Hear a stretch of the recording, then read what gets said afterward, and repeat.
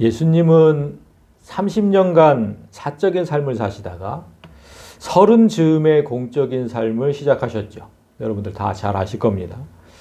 그러니까 하나님의 아들로서 세상을 구원하는 구세주로서의 삶을 30 즈음에 시작하신 겁니다. 그런데 오늘 본문의 마지막 절을 보면 예수께서 물로 포도주를 만드신 그 사건이 예수님께서 공생의 기간 중에 행하신 첫 번째 기적이다. 이렇게 얘기를 합니다. 우리 마지막 절 11절 다시 보시면 예수께서 이 첫 번째 표적을 갈릴리 가나에서 행하여 그의 영광을 나타내심에 제자들이 그를 믿으니라. 제가 청년 시절에 이 구절을 읽을 때마다 정말 마음에 들지 않았어요. 여러분은 괜찮았는지 모르겠는데 저는 그랬습니다. 왜냐하면 예수님이 첫 번째로 보이신 기적이래잖아요. 그런데 왜 하필이면 물로 술을 만드는 기적이어야 했나? 그게 뭐 이렇게 좋은 기적이라고. 그걸 왜 첫 번째 기적을?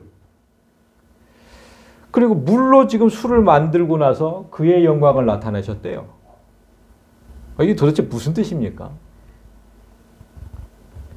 그 시절에 저는 술을 매우 사랑하는 청년이었는데 그런 제가 보기에도 이 장면은 정말 마음에 들지 않았습니다.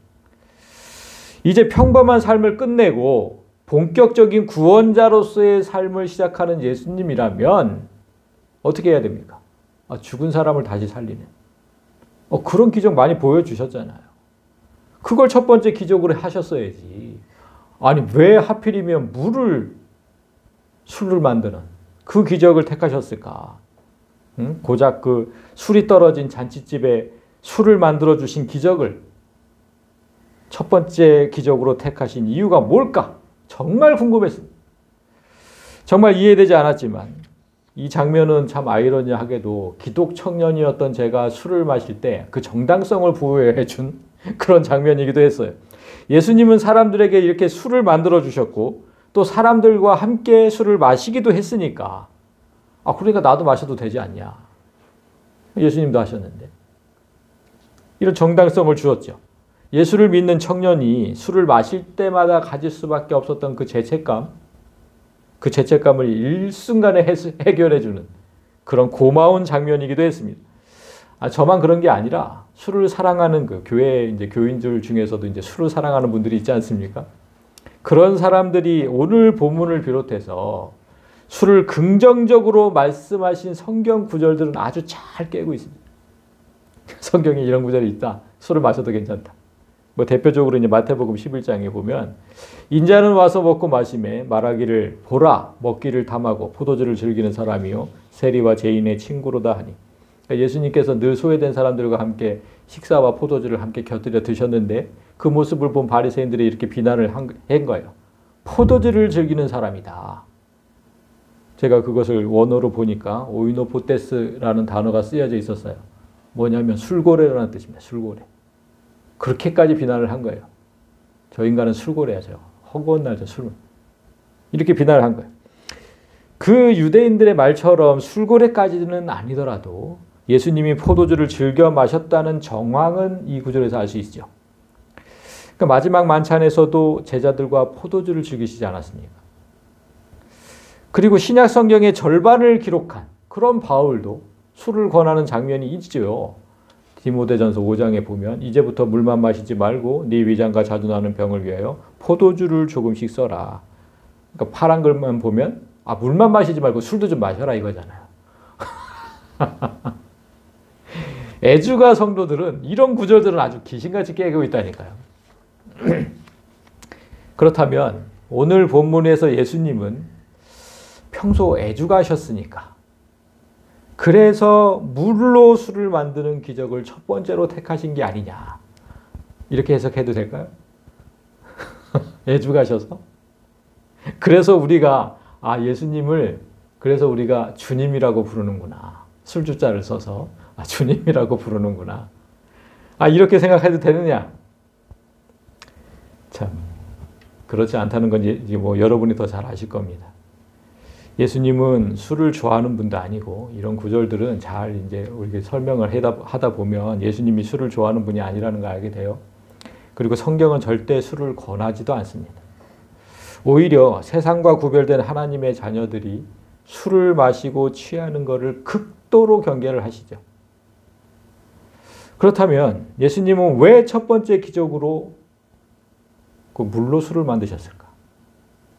오늘 그 이유를 여러분이 알게 되면 이 기적이 왜 첫 번째 기적이 되어야 했는지도 알게 되실 것이고 또 우리를 향하신 하나님의 정말 크신 사랑에 감격하게 되실 겁니다.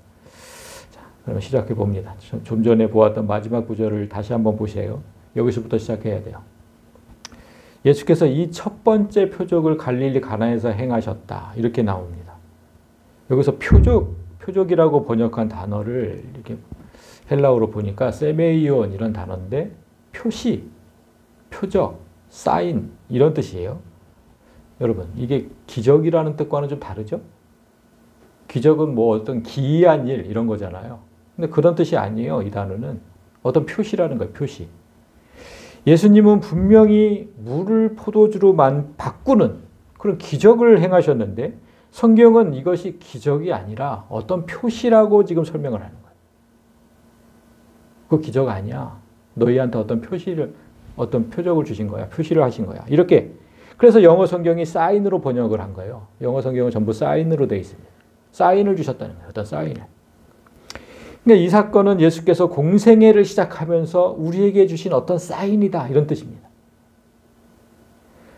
스포츠 경기를 보면 우리 편만 알 수 있는 그런 사인을 자주 사용하는데 특별히 야구를 좋아하시는 분들은 잘 아실 거예요. 뭐 감독과 코치가 선수들에게 가진 퍼포먼스 사인을 다 하죠. 이렇게 코도 만지고 뭐 귀도 이렇게 만지고 박수도 치고 이렇게 주먹도 치고 많이 보셨을 거예요. 정말 복잡한 그런 사인을 만들어요. 그런데 아무리 복잡해도 같은 편끼리는 미리 약속된 행동이니까 찰떡같이 알아듣고 작전대로 수행을 해요. 이게 바로 사인이죠. 사인. 오늘 예수님은 공생애를 시작하면서 택하신 자들에게 사인을 보내는 겁니다. 자, 지금부터 내가 본격적인 사역을 시작할 텐데 이 사역의 성공 여부는 너희가 이 사인을 잘 알아듣고 그 작전대로 잘 수행하느냐 못하느냐 여기에 성공의 여부가 달려있다는 겁니다. 그래서 성경은 지금 여기 이다 첫 번째 표적 세메인이라는 단어를 사용했어요. 기적이라는 단어는 따로 있어요. 테라스라는 단어가 따로 있거든요. 그 단어를 사용하지 않고 세메이온을 사용한 거예요. 따라서 여러분은 오늘 예수님이 보내신 사인을 잘 보시고 그대로 작전 수행을 해야 됩니다. 우리에게 주신 거예요. 성경은 늘 우리에게 하시는 말씀이니까. 말씀드렸듯이 사인은 우리 편끼리만 알아야 되는 거죠. 다른 편이 알면 큰일 납니다. 그래서 오늘 본문을 보면 처음 1, 2절에 뭐가 기록되어 있냐면 우리 편이 누구인지 소개가 돼.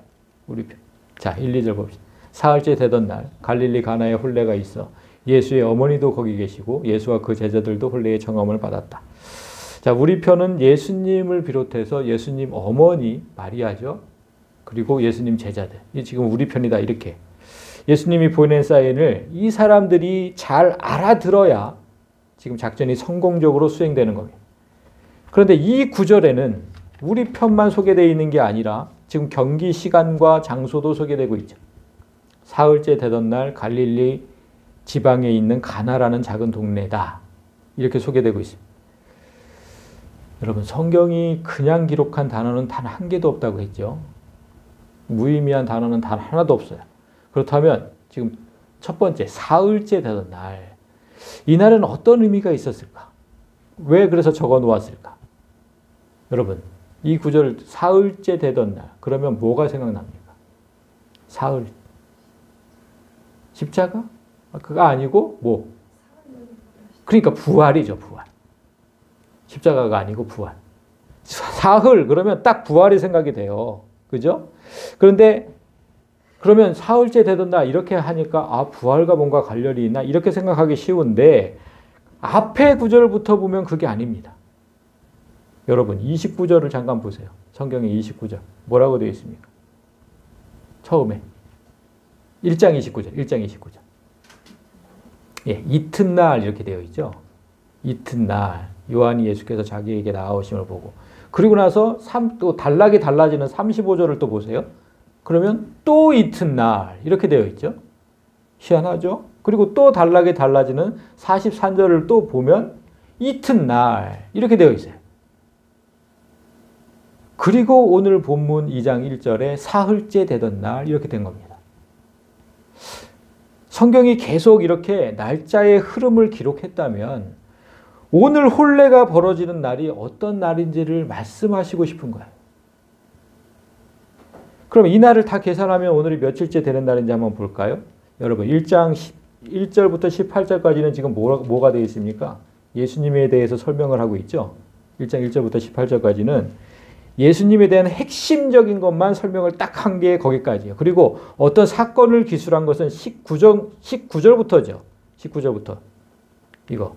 유대인들이 예루살렘에서 제사장들과 레위인들 요한에게 보내어 내가 누구냐 물을 때 요한의 증언이 이러하니라. 그러니까 당시 목회자들이 세례 요한에게 와서 네가 누구냐 이렇게 따져 묻는 장면이 지금 소개되고 있는데 이 날이 첫째 날인 거예요. 이 날이 첫째 날. 그러면 이 날부터 계산해 보면 자 보세요. 이날 29절에 19절이 월요일이라고 생각해 봅시다. 29절 이튿날은 화요일이 되죠. 그 다음에 35절 또 이튿날은 수요일이 되죠. 그 다음에 43절 이튿날은 목요일입니다. 그럼 2장 1절에 사흘째 되는 날은 오늘 주일이 되는 거죠. 그죠? 금토일 사흘째 되던 날.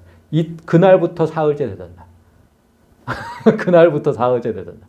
그러니까 금토일 오늘 주일이 되는 거예요.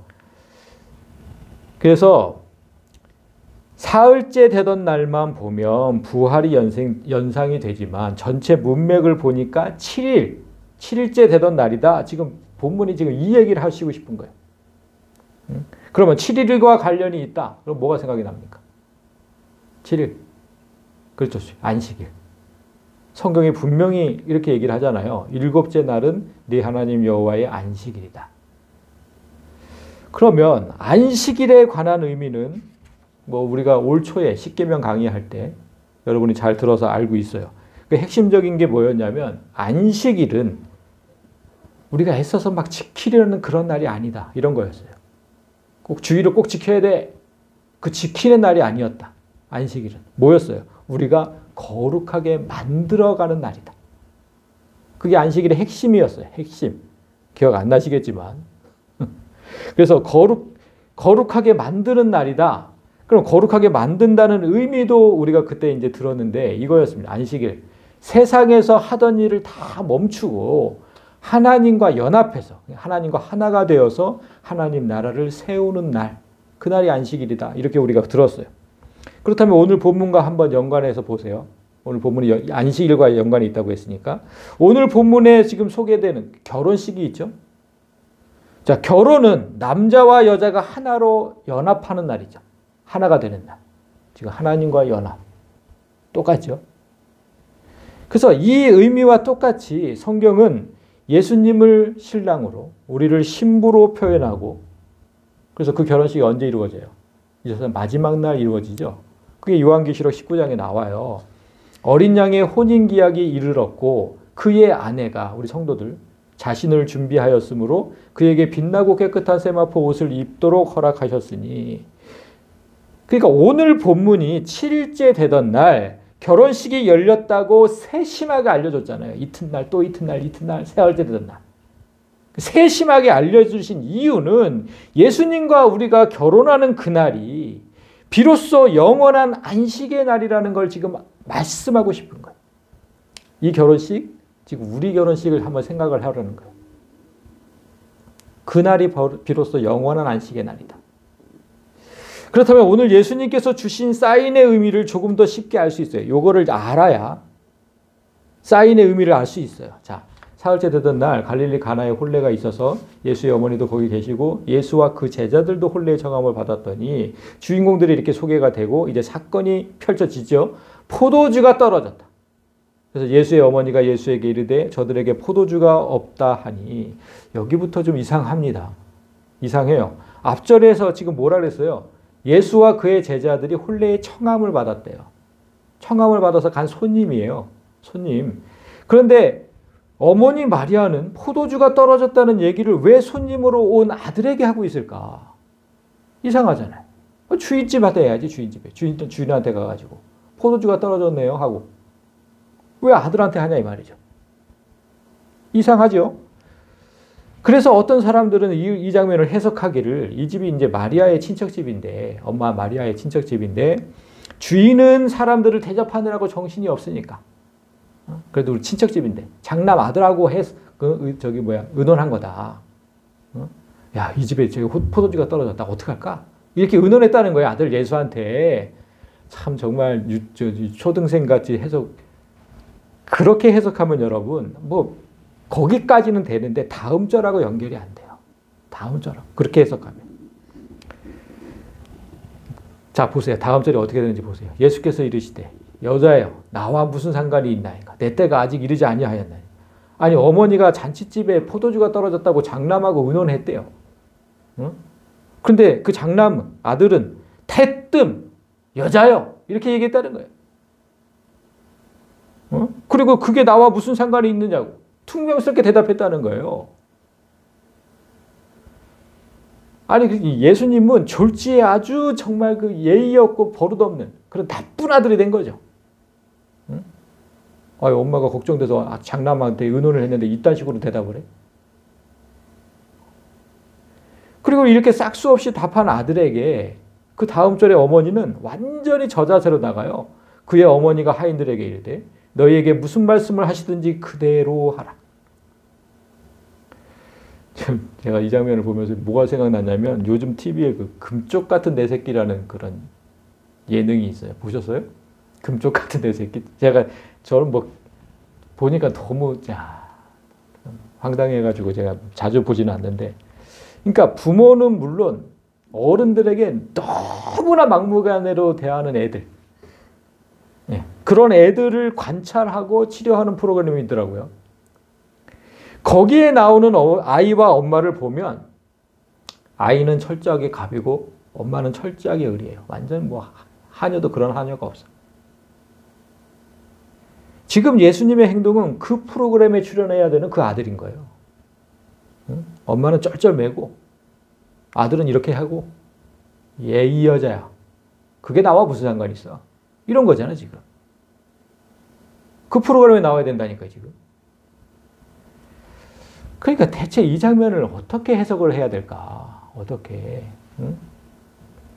그래서 성경이 여러분 제가 처음에 보여드린 그 성경 11절 이 모든 게 사인을 통해 일어난 일이라고 성경이 미리 밝혀주신 거예요. 이게 모든 게 사인에 의한 거다. 같은 편끼리만 알아듣는 그런 사인이 아니라면 이 장면을 이해할 수가 없어요. 어머니 마리아는 아들 예수를 임신하고 출산할 때부터 그 아들 예수가 누군지 똑바로 알고 있었죠. 그리고 그 아들이 장성에서는 어떤 일을 해야 하는지 다 듣고 알고 있었어요. 누가복음 2장을 보면 오늘 다윗의 동네에 너희를 위하여 구주가 나셨으니 곧 그리스도 주시니라. 그리고 19절을 보면 마리아는 이 모든 말을 마음에 새기어 생각하고 있었다. 이런 구절이 있어요. 그러니까 30년 동안 그때 태어나서부터 30년 동안 천사가 전해준 이 말을 마리아는 단 한 번도 잊은 적이 없어요. 언젠가는 내 아들 예수가 그리스도의 삶을 살겠구나. 단 한 번도 잊은 적이 없어요. 그런데 결혼식 전의 상황을 잠시 보면 여러분 1장 35절부터 이렇게 보시면 뭐가 소개되어 있습니까? 예수께서 제자를 하나 둘 부르는 장면이 소개되고 있어요. 그리고 마침내 아들이 오늘 제자들과 함께 이 결혼식에 온 거예요. 그래서 마리아는 직감한 거예요. 제자가 생겼어. 제자가. 그러면 이제부터 아들 예수의 그리스도로서의 삶이 시작되겠구나. 직감한 겁니다. 직감한 거. 그래서 아들 예수의 사인을 기다리는 거예요. 이제 그리스도로서의 삶을 시작한다는 사인을. 그래서 포도주가 떨어졌음을 말한 거예요. 예수의 어머니가 예수에게 이르되 포도주가 없다. 어떤 사인을 보낼까 궁금한 겁니다. 예수가 이 말을 듣고 어떤 사인을 보낼까? 그게 궁금했던 거예요. 그래서 예수께서 이르시되 여자여 나와 무슨 상관이 있나이까? 내 때가 아직 이르지 아니하였나이다. 이거 여자여 이 단어를 헬라어로 보니까 귀내 이런 뜻인데요. 여자, 아내, 신부 이런 뜻이. 그러니까 남자의 반대인 여자를 뜻하는 단어가 맞아요. 그렇지만 중요한 게 뭐냐면 이 단어가 결혼을 전제로 사용되면 항상 아내와 신부를 뜻합니다. 결혼을 전제로 사용되면. 자, 그게 이제 고린도전서 7장 13절에서 이제 예를 하나 들어볼게요. 남편은 그 아내에 대한 의무를 다하고 아내도 그 남편에게 그렇게 할지라. 자, 결혼을 전제로 한 거죠. 이때 아내는 전부 귀내로 쓰였어요. 이 단어가 쓰였다고 귀내가. 그러니까 오늘 본문에서 예수님은 어머니를 여자라고 부르는 페류나가 아니고 지금 결혼식이잖아요. 결혼식이 열렸잖아요. 그 결혼식의 꽃, 결혼식의 주인공인 신부라고 부른 거예요. 그러면 어떤 뜻이 되는지 4절을 다시 한번 제가 이렇게 정리해 왔습니다. 예수께서 이르시되 여자여가 아니로 신부여 당신과 내게 무슨 상관이 있나이까? 그러니까 포도주가 떨어진 게 당신과 내게 무슨 상관이 있나이까? 내 때가 아직 이르지 아니하였습니다. 이런 뜻이 되는 거예요. 그러니까 원어를 보니까 여기 제가 가로로 쳐놓은 당신과가 있어요. 근데 지금 우리 성경에는 또 빠져 있죠. 절대 빼서는 안 되는 단어를 자꾸만 빼놔가지고 제가 화가 나요. 이거 빼면 안 돼요. 왜냐하면 신랑과 신부를 얘기를 하는 거거든요. 근데 왜 자꾸 뺄까? 그냥 있는 대로 좀 번역하면 좋을 텐데. 이 세상 마지막 날 베풀어지는 결혼식에 예수님은 신랑이 되고 어머니 마리아도 신부가 돼요. 지금 뭐 이 세상의 관계가 그대로 가는 게 아니잖아요. 그래서 예수님은 처음으로 그 어머니에게, 그 사랑하는 어머니에게 신부라고 표현을 해주신 거예요. 그 결혼식에 맞춰서. 그래서 이제 아들 예수가 그리스도의 삶을 시작합니다. 어머니라고 얘기를 한 거예요. 신부라고 얘기하면서. 나는 신랑으로 어머니는 신부로서. 이제 마지막 날 그렇게 될 거니까 내가 그리스도의 삶을 시작합니다. 이거 사인을 보낸 거라고요. 사인을. 제가 늘 말하잖아요. 성령은 하나라고. 그 성경이 말한 거죠. 성경이. 성령은 하나다. 그러니까 하나의 성령이 임한 사람은 한 팀이에요. 한 팀. 한 팀. 그 한 팀이라면 이 사인을 모를 리 없어요. 아까 제가 얘기했듯이. 마리아는 아들 예수의 말이 무슨 의미인지 알아들어요. 뭐 30년 동안도 기억하고 있었고 딱 알아들었어요. 그래서 다음 절에서 이렇게 말할 수 있었던 겁니다. 그의 어머니가 하인들에게 이르되 너희에게 무슨 말씀을 하시든지 그대로 하라. 아, 이제 시작한다는 사인이구나. 이제 시작한다는 사인이구나. 버릇없는 아들에게 의리 되어서 한 말이 아니고 예수님의 사인을 알아들은 거예요. 우리를 구원하실 하나님, 그분께서 너희에게 무슨 말씀을 하든지 그대로 하라. 그런데 4절에서 아직 이해되지 않은 문제가 있어요. 여기에서. 포도주가 떨어진 일이 당신과 나에게 무슨 상관이 있나이까? 이렇게 얘기를 하셨는데 정말 상관이 없을까요? 예수님은 이날로부터 약 3년 후에 이제 십자가에 달리시죠. 그리고 부활하시고 이제 승천하세요. 그때가 되어야 비로소 그리스도의 삶이 완성이 되는 거죠. 따라서 그때가 아직 이르지 않았다. 내 때가 아직 이르지 않았다. 그 말씀은 이해가 돼요. 그런데 포도주가 떨어진 일이 정말로 신랑 신부와 아무 상관이 없을까? 그렇지 않아요, 여러분. 만약에 상관이 없었다면 6절부터 지금 시작되는 그 기적, 물로 포도주를 만드신 그걸 행하실 이유가 없잖아요. 아무 상관이 없다면. 그렇죠? 그러면 왜 이렇게 말씀하셨을까? 무슨 상관이 있습니까? 왜 이렇게 이거를 지금 안 풀린 거예요. 이 문제가. 자, 그래서 예수께서 행하신 첫 번째 기적을 먼저 보겠습니다. 거기에 유대인의 정결 예식을 따라 두세 통 드는 돌 항아리 6이 놓여 있는지라. 예수께서 주위를 돌아보니까 유대인들이 정결 예식에 사용하는 큰 항아리 6개가 보입니다. 유대인들은 외출하고 돌아와서 또 밥을 먹기 전에 반드시 손과 발을 씻는 그런 정결 예식을 지켰죠. 이건 뭐 하나님이 정하신 법이 아니라 이제 사람이 정한 법이에요. 그래서 예수님 뭐라고 하셨는데, 잔치집 주인은 결혼식에 온 손님들이 손과 발을 닦도록 큰 항아리, 아주 큰 항아리 6개를 두고 물을 가득 채워 두었어요. 그런데 다음 절을 보니까 그 항아리가 비어 있었죠. 예수께서 그들에게 이르시되 항아리에 물을 채우라 하신즉 아기까지 채우니 비어 있었다는 겁니다. 항아리가. 그러니까 잔치집 주인은 이 정도 물이면 손님들이 와서 씻을 충분한 물이다 라고 예상을 했는데 예상보다 손님들이 많이 온 거죠. 그러면 포도주가 왜 떨어졌는지도 알 수 있는 대목이죠. 예상보다 많이 온 거예요, 사람들이. 그래서 예수님께서 이 항아리에 다시 물을 채우라고 하십니다. 그리고 이제는 떠서 연회장에게 갖다 주라 하심에 갖다 주었더니 연회장은 물로 된 포도주를 맛보고도 어디서 났는지 알지 못하되 물떠온 하인들은 알더라. 기적이 일어났습니다. 기적이 일어났어요. 하인들이 가득 채운 물이 전부 포도주로 변했어요. 있을 수 없는 일이죠. 여기서 지금 연회장에게 갖다 주라 해서 연회장이 뭐냐면 집주인이 아니에요. 그 당시 이제 유대인의 결혼 그 전통 예식을 보면 집주인이 아니라 집주인으로부터 잔치를 주재하도록 책임을 부여받은 사람이 따로 있어요. 그 지역에 아주 유지들 이런 사람들을 이제 세웁니다. 따라서 포도주가 떨어졌다는 소식을 들은 연회장은 무척이나 당황했겠죠. 자기가 잔치를 책임 맡고 지금 하고 있는데 떨어졌대. 그런데 무척이나 당황하고 있었는데 이 포도주가 갑자기 나타났어요. 그래서 어디서 난 것인지 알지 못했는데 오직 하인들만 알았다라고 지금 성경에 기록하잖아요. 자, 이게 무슨 뜻일까? 성경이 지금 무슨 말씀을 하시고 싶은 거예요? 사회적 약자, 하인들. 사회적인 약자는 지금 예수님과 한 팀이 되었다는 거예요. 알았다. 예수님이 이제 하신 그 사인을. 그런데 사회적인 강자였던 연회장은 여전히 다른 팀으로 남아 있었다. 예수님의 팀은 늘 이런 사람들로 구성이 돼요. 사회적인 약자. 지금 이 말씀을 하시고 싶은 거예요. 그래서 마지막 장면은 연회장이 신랑을 불러 말하되 사람마다 먼저 좋은 포도주를 내고 취한 후에 낮은 것을 내거늘 그대는 지금까지 좋은 포도주를 두었다 하니라. 술을 마셔본 사람은 이 말의 뜻을 알아요. 무슨 뜻인지 잘 알아요. 술을 처음에 마실 때는 진짜 술을 음미하면서 마셔요. 술 맛이 있어요. 그래서 뭐 어떤 달다, 술이 달아 막 이러잖아요.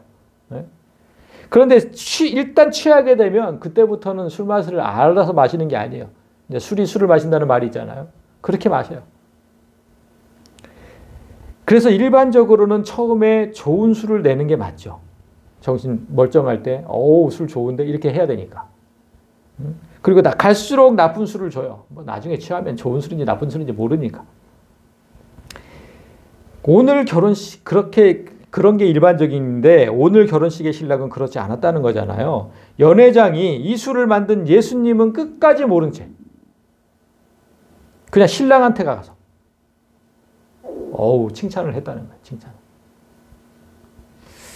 이렇게 지금 오늘 본문이 마무리됩니다.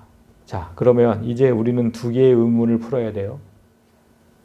첫 번째 의문, 이 기적이 왜 예수님의 첫 번째 기적이어야 했나? 그리고 그 이유를 알면 두 번째 의문이 뭐였습니까? 예수님께서 처음에는 포도주가 떨어진 게 나와 당신에게 무슨 상관이 있습니까? 라고 말씀하신 후에 결국 포도주를 만들어주신 이유가 뭐냐? 요거까지도 알게 됩니다. 자, 그럼 첫 번째 의문을 풀어봅니다. 먼저 물로 포도주를 만드셨잖아요. 자, 물이 포도주로 변했어요. 그럼 뭘 알아야 돼요? 도대체 성경이 물을 어떻게 설명하고 있느냐? 포도주는 또 어떻게 설명하고 있느냐? 이거를 알아야 되는 거예요. 그래서 물에 대한 기록을 다 찾아봤습니다. 성경이 물에 대한 기록을 다 찾아보니까 정말 많죠. 물이라고 되어 있는 단어가 진짜 많아요. 그래서 그 기록들을 다 정리해 봤어요. 일일이 다 정리해 보니까 물이라는 단어에 일정한 규칙이 있다는 사실을 알았습니다. 이겁니다. 질서와 혼돈, 생명과 죽음, 축복과 고통. 그러니까 물은 질서를 잡아주기도 하고 세상을 혼돈스럽게도 만들어요. 물은 생명을 주기도 하고 죽음에 이르기도 해요. 물은 축복을 의미하기도 하고 고통을 의미하기도 한다는 것을 성경을 통해서 알 수가 있어요. 여러분이 성경을 다 이렇게 찾아서 정리해 보시면. 그러니까 뭡니까? 양면성이 물에 존재한다는 거예요.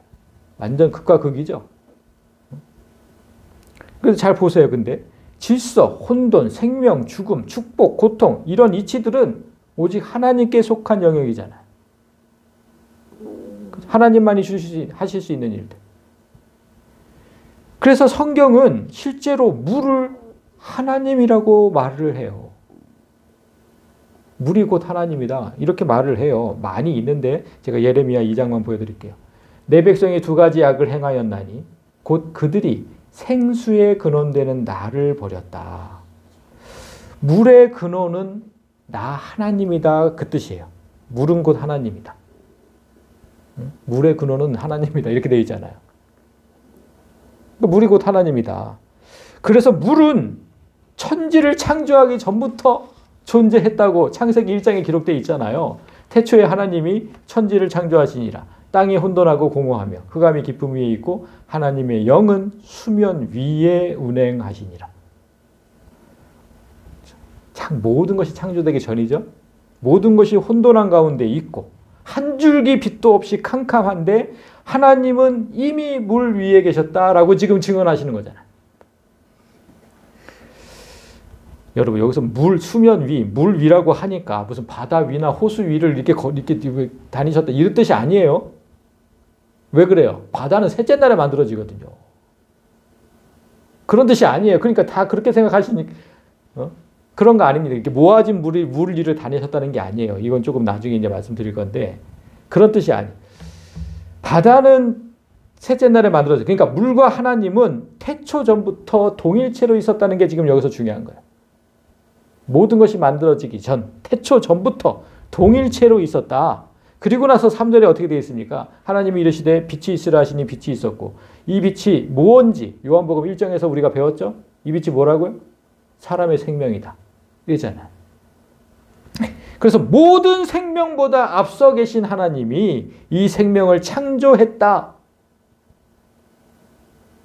모든 생명보다 앞서 계신 하나님이 생명을 창조하신 것이다라고 지금 3절에서 말씀하신 거예요. 이렇게 성경은 하나님을 만물의 근원인 물에 비유를 해요. 물이 만물의 근원이에요. 모든 것이 있기 전부터 있었잖아요. 그리고 그 물로부터 다 나왔어. 그러니까 하나님은 곧 만물의 근원인 물이다. 이렇게 지금 비유를 하신 거예요. 그래서 물이 하나님이에요. 물이 하나님이라면 그럼 포도주는 뭘까? 예수님께서 마지막 만찬 때 포도주가 뭔지를 얘기해 주셨어요. 저녁 먹은 후에 잔도 그와 같이 하여 이르시되 이 잔은 내 피로 세우는 새 언약이니 곧 너희를 위하여 붓는 것이다. 잔에 담긴 포도주를 지금 뭐라고 합니까? 내 피다, 피. 피가 뭡니까, 성경에서? 생명. 그죠? 그러니까 피는 하나님에게는 없고 사람에게만 있잖아요. 그러니까 사람의 생명을 지금 의미하는 거거든요. 그러니까 그 사람을 의미하는 거예요. 피를 상징하는 포도주는 사람을 의미하는 겁니다. 사람을. 오늘 예수님이 물을 포도주로 변화시킨 사건은 하나님께서 인간이 되셨다는 사건을 만천하에 드러내는 지금 선포하시는 겁니다. 하나님이 인간이 되셨다는 겁니다. 물이 포도주가 되었다. 하나님이 인간이 되셨다. 지금 그 얘기를 하시는 거예요. 그래서 이 기적이 예수님의 첫 번째 기적이어야만 했던 거예요. 그걸 모르면 아무것도 시작이 안 돼요. 하나님이 사람으로 오셨다. 이거부터 선포가 돼야 돼요.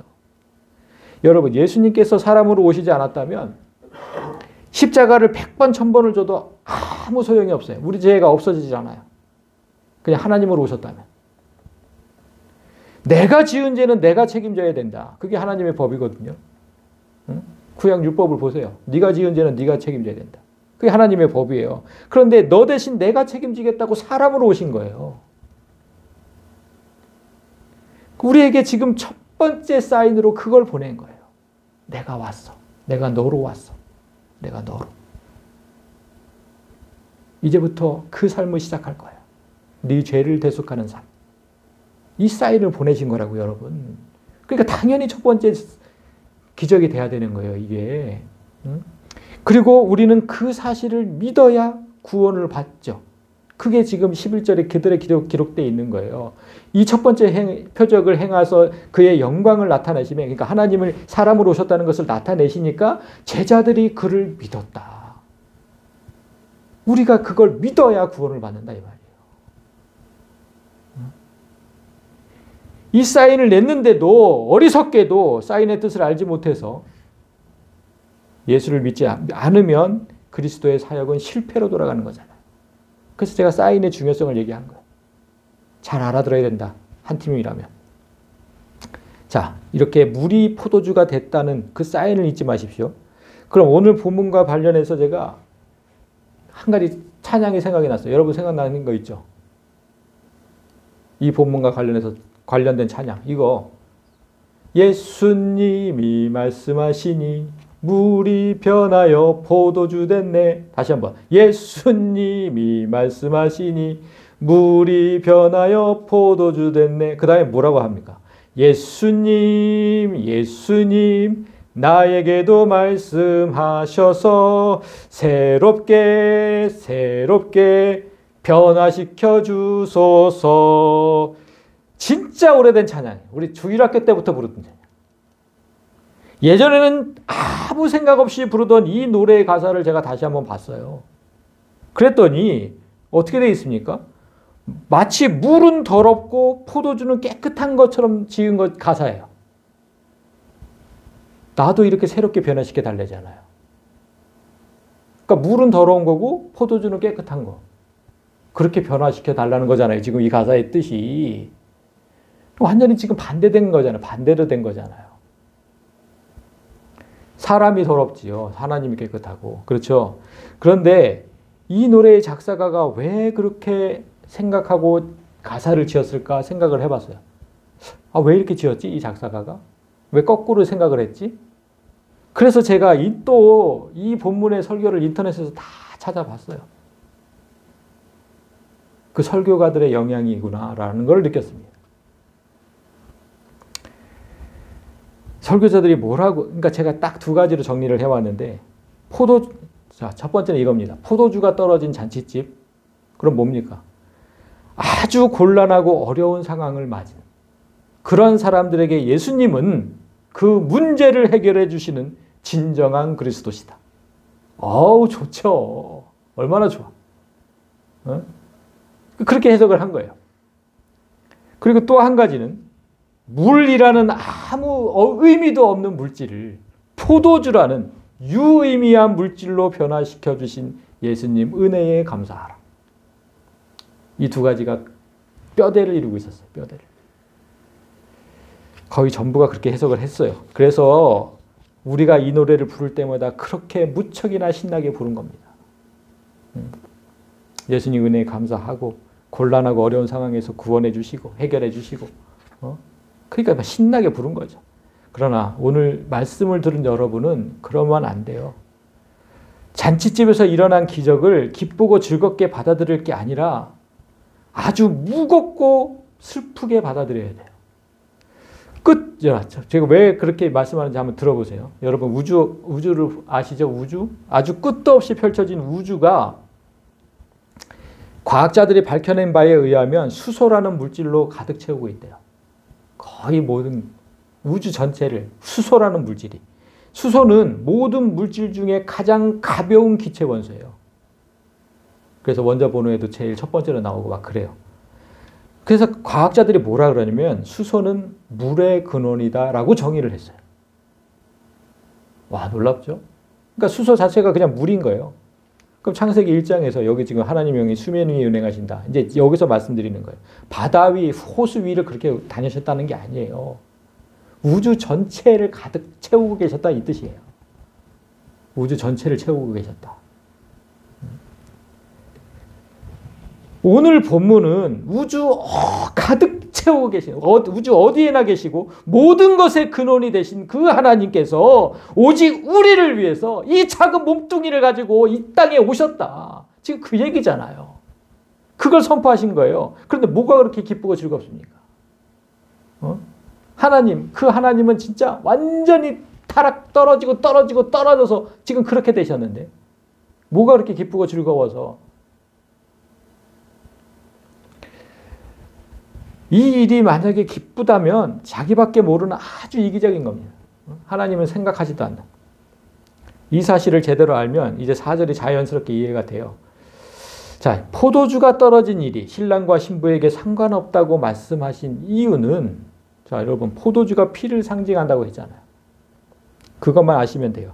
예수님께서 새롭게 만드신 포도주는 뭐가? 물이 포도주가 된 거죠. 그럼 하나님의 사람이 된 거죠. 그러면 완전히 깨끗한 거잖아요. 완전히 깨끗한 거. 하나님이 사람, 예수님, 죄 없는, 한 톨 죄도 없는 예수님. 그거를 의미해요. 예수님께서 새롭게 만드신 포도주는 그런 포도주예요. 그런데 이제까지 스님들이 마시던 포도주는 뭐예요?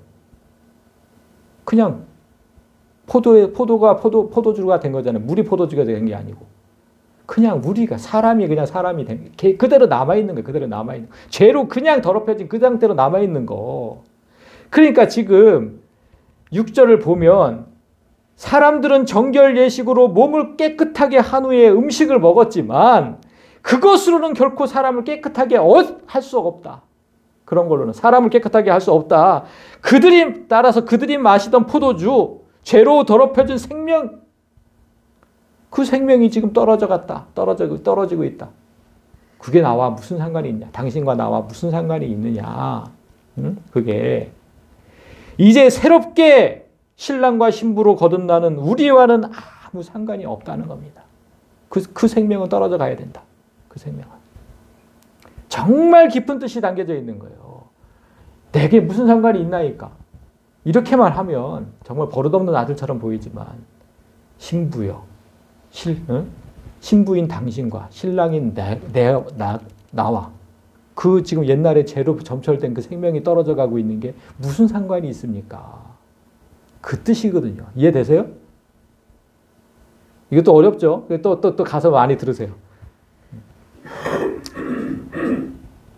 정말 깊은 뜻이 담겨져 있는 오늘 본문 지금 4절의 말씀인 거예요. 자, 그래서 말씀을 다시 정리합니다. 오늘 예수님께서 술을 만드셨다는 사실을 기억해 보세요. 그게 무슨 뜻이냐면 물의 양면성이 있듯이 술에도 양면성이 있어요, 여러분. 아까 물의 양면성을 보셨잖아요. 성경은 많은 곳에서 술을 마시지 말라고 해서 그 당부를 하세요. 대표적으로 잠언 23장만 제가 보여드릴게요. 재앙이 네게 있느냐, 근심이 네게 있느냐, 전부 술 마시는 사람에게 있다는 거예요. 분쟁이 누구에 있느냐, 원망이 누구한테 있느냐, 까닭 없는 상처가 누구한테 있느냐, 붉은 눈이 누구한테 있느냐. 이게 술 마셔본 사람은 다 알아요. 일어나 보면 까닭 없는 상처도 보이고 눈은 충혈돼 있고 술에 잠긴 자에게 있고 이런 모든 것들이 혼합한 술을 구하러 다니는 자에게 있느니라. 그때나 지금이나 폭탄주를 마셨나 봐. 혼합한 술. 그런 자에게 그런 게 있다. 포도주는 붉고 잔에서 번쩍이며 순하게 내려가느니 아주 달죠, 달아 그냥. 근데 너는 그것을 보지도 말지어다 라고 얘기를 하잖아요. 이렇게 성경은 술을 마시지 말라는 구절이 훨씬 많아요. 훨씬 많아. 그런데 술은 사람에게 이로운 것이라는 말씀도 존재를 해요. 술은 사람에게 이로운 것이다. 자, 보세요. 시편 104편. 포도주는 사람의 마음을 기쁘게 하는 역할을 한다. 마셔본 사람은 알아요. 진짜 그래요. 기쁨이 2배가 돼요. 술을 마시면. 그리고 포도주는 생명을 또한 기쁘게 한다. 우리 사람을 기쁘게 한다. 술은 아무튼 사람을 기쁘게 한다는 거야. 술은 사람을 기쁘게 한다. 이런 순기능이 있다. 순기능.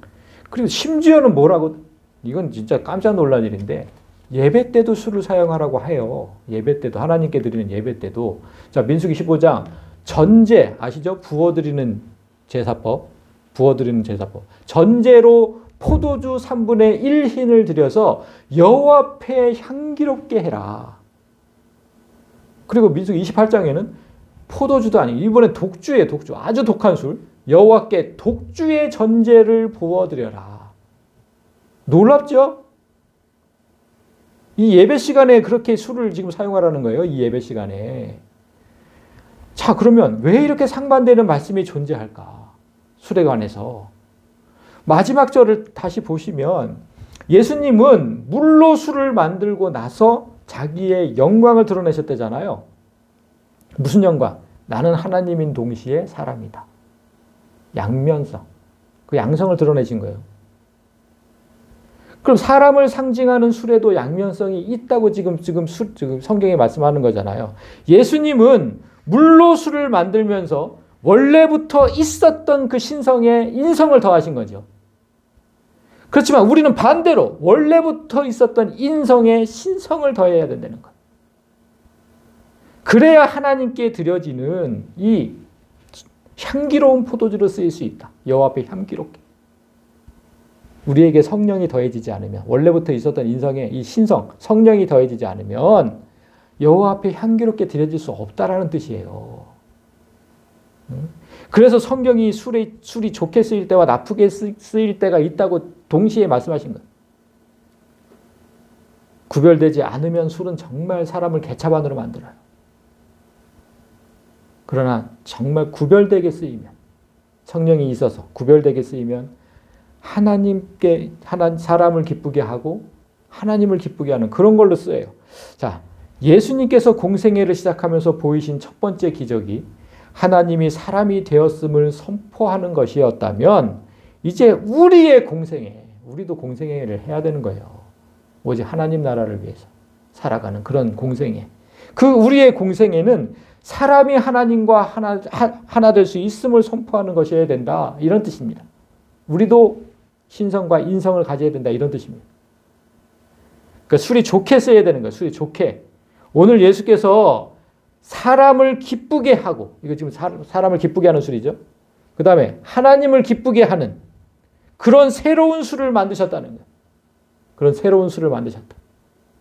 그리고 그렇게 술의 순기능, 우리가 그런 술이 된 거니까 그렇게 술의 순기능을 기쁨으로 감당하는 성도들이 되셔야 합니다.